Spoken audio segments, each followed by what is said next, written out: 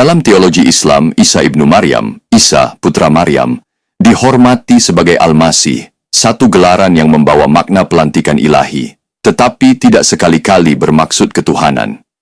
Walaupun Judaisme, Kristianiti, dan Islam sama-sama mengiktiraf gelaran ini, Islam dengan jelas menolak kaitan Al-Masih dengan konsep raja atau ketuhanan.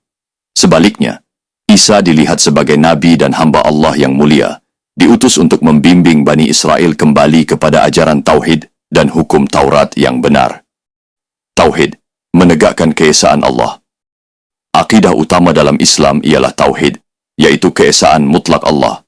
Islam secara tegas menolak doktrin Trinity yang terdapat dalam Kristianiti. Al-Quran menyifatkannya sebagai bentuk syirik, yaitu menyekutukan Allah dengan sesuatu yang lain. Sesungguhnya telah kafirlah orang-orang yang berkata, sesungguhnya Allah itu ialah Al-Masih putra Maryam. Surah Al-Maidah ayat 72. Janganlah kamu mengatakan, 3, berhentilah, itu lebih baik bagi kamu. Sesungguhnya Allah itu Tuhan yang Maha Esa. Surah Al-Nisa ayat 171.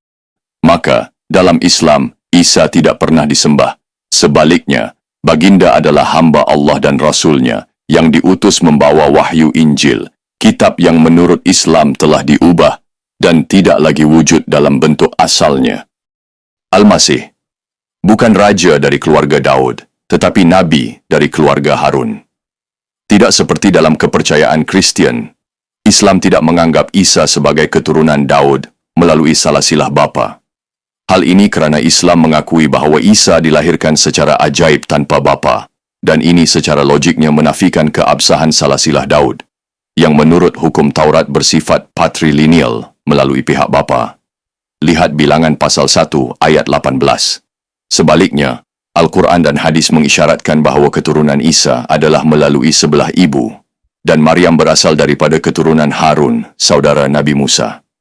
Firman Allah, wahai saudara perempuan Harun, ayahmu bukanlah seorang yang jahat, dan ibumu pula bukan perempuan yang tidak bermaruah. Surah Maryam ayat 28. Ayat ini menghubungkan Maryam secara langsung dengan keturunan-keturunan Harun, yaitu kaum Lewi, Levitikal, yang memegang tugas kenabian dan keimaman. Para ulama Islam klasik menjelaskan bahwa panggilan saudara Harun merujuk kepada hubungan suku dan keturunan, bukan persaudaraan literal, dan menegaskan bahwa Maryam berasal dari keluarga Imran, ayah kepada Musa, Harun, dan Maryam, saudara perempuan mereka. Menariknya, kefahaman ini disokong oleh Injil Lukas, khususnya Lukas pasal 1, ayat 5, yang menyatakan, pada zaman Herodes, Raja Yudea, adalah seorang imam bernama Zakharia dari rombongan Abia. Istrinya berasal daripada keturunan Harun, namanya Elizabeth. Tambahan pula, dalam Lukas 1 ayat 36, Maryam dikenali sebagai saudara sepupu Elizabeth. Maka, secara implikasi, Maryam juga berasal dari keturunan Harun, maka menegaskan bahwa Isa, menurut Al-Quran dan Injil sendiri, bukanlah berasal dari keturunan Raja Daud, tetapi dari garis keturunan kenabian dan keimaman. Kelahiran ajaib dan peranan Nabi. Al-Quran mengesahkan bahwa Isa lahir tanpa bapa sebagai satu tanda kekuasaan Allah, bukan sebagai bukti ketuhanan. Sesungguhnya aku ini hamba Allah. Dia memberikanku kitab dan menjadikanku seorang nabi. Surah Maryam ayat 30. Allah menegaskan bahwa kejadian Isa adalah seperti kejadian Nabi Adam. Sesungguhnya perumpamaan Isa di sisi Allah adalah seperti Adam. Allah menciptakannya daripada tanah, kemudian berfirman kepadanya, jadilah, maka jadilah ia. Surah Al-Imran ayat 59. Penyaliban ditolak, kenaikan diterima. Islam menolak sepenuhnya bahwa Isa disalib atau dibunuh, seperti yang didakwa oleh Kristen. Sebaliknya, mereka tidak membunuhnya dan tidak pula menyalibnya, tetapi diserupakan bagi mereka. Bahkan Allah telah mengangkatnya kepadanya. Surah Al-Nisa ayat 157 hingga 158. Isa diangkat ke langit dan akan kembali ke dunia menjelang hari kiamat, bukan untuk memerintah sebagai Raja Daud, tetapi untuk menghapuskan fitnah Dajjal, mematahkan salib, dan menegakkan keadilan serta tauhid. Sesungguhnya dia, Isa, adalah tanda kedatangan hari kiamat. Maka janganlah kamu ragu tentangnya, dan ikutilah aku. Inilah jalan yang lurus. Surah Al-Zukhruf, ayat 61. Kepulangan Isa membetulkan akidah, bukan menuntut takhta.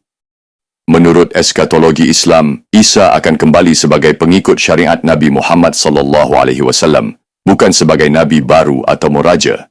Baginda akan hidup selama 40 tahun, berkahwin, mempunyai anak, dan akhirnya wafat. Menurut hadis sahih, Baginda akan dikebumikan bersebelahan Rasulullah SAW di Madinah. Penutup, Al-Masih dalam Islam, seorang nabi, bukan raja. Dari perspektif Islam, Isa Al-Masih ialah nabi dan rasul, bukan Tuhan atau raja keturunan Daud. Keturunannya melalui Maryam, yang merupakan keturunan Harun, menjadikan baginda sebahagian daripada tradisi kenabian dan keimaman, bukannya kerajaan dan keturunan raja. Dengan menyatukan petunjuk daripada Al-Quran dan Injil Lukas 1, ayat 5, Islam memulihkan gambaran Isa sebagai Al-Masih yang suci, taat, dan diutus sebagai tanda akhir zaman, bukan untuk disembah, tetapi untuk membimbing manusia kembali kepada Allah yang Maha Esa.